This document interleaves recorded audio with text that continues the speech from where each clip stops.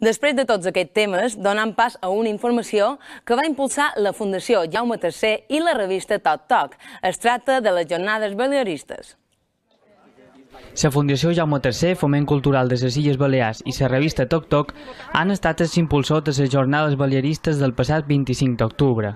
Un dels actes per promoure la història i la cultura balear va tenir lloc en el camp de la batalla, a les portes de Llucmajor, on s'alça la creu que recorda el darrer rei de Mallorca. El que commemorem va ser la mort del darrer rei privatiu de Reina de Mallorca, el rei Jaume III, i de qualque manera el que fa és simbolitzar la defensa de la mallorquinitat.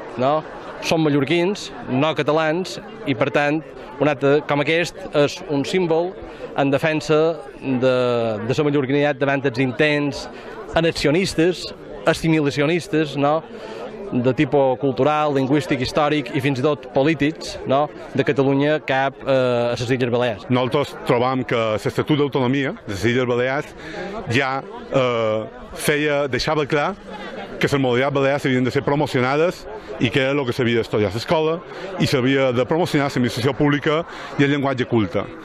És importantíssim que l'executiu, sigui d'escola política que sigui, tingui clar que una part de la societat balear vol, reclama aquesta autonomia cultural, lingüística.